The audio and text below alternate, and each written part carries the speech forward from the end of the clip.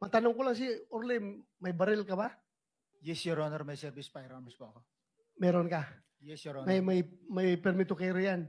Yes, Your Honor. Ah, very good. So you can defend yourself pag Ye- merong interesado sa buhay mo. Yes, Your Honor, at hindi ko na kailangan yung witness protection, Your Honor. Kaya ko sarili ko. Oh, yan ang Marines.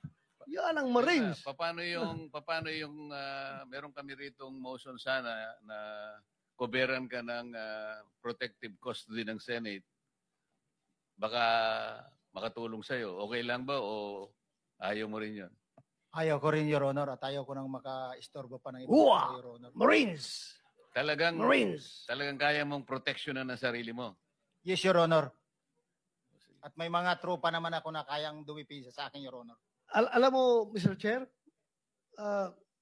Yes. yung branch of service ko talaga noon, hindi pa ako nakabunot ng Philippine Constabulary. Philippine Marines ako.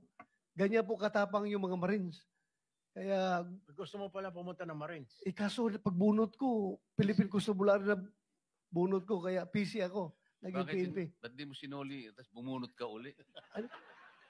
Sabi nila, yan ang kapalaran mo, huwag mong baguhin. So anyway, Mr. Orly Gutesa, ayaw mo magpa sa ilalim sa USA protective custody.